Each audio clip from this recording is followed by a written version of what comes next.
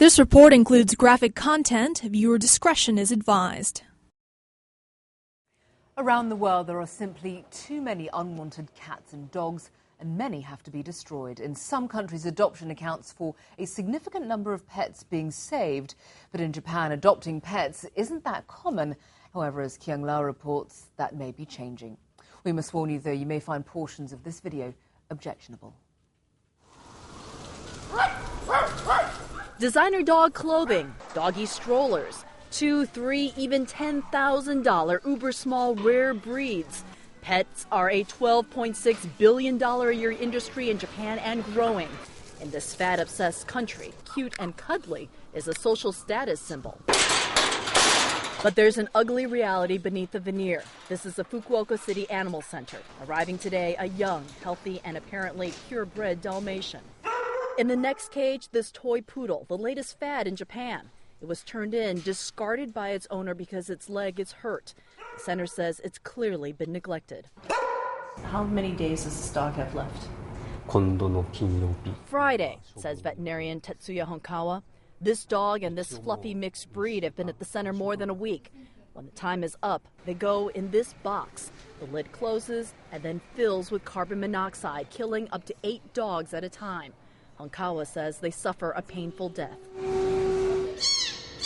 Cats don't get as much time. This kitten was brought in today, tossed in this burlap bag. I don't want to do this, says Honkawa, whose job is supposed to save animals' lives. But today will be this kitten's last day, he says. This is where the cats go. It takes 30 minutes for the gas to put down a kitten because their lungs are so small. More than 350,000 cats and dogs are brought to centers like this across Japan every year. 90% of them are euthanized. Compare that to the U.S., where half of the animals in shelters are adopted.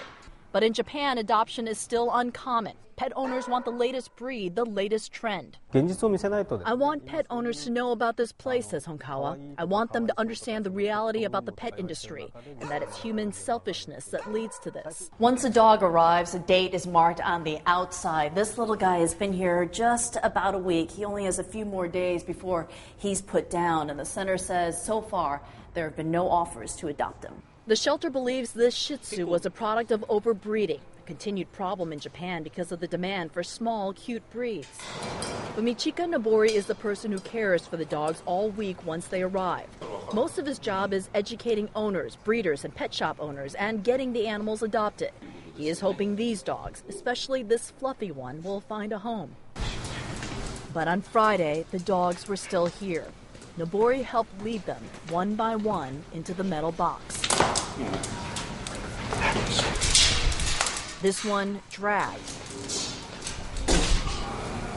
And in the case of the toy poodle, carried. Then Nobori turned on the gas. I would like your viewers to understand how valuable life is, Nobori tells me afterwards. He says pets normally live 10 to 15 years and it's the owner's responsibility. Nobori would like nothing better than to have this part of his job go away.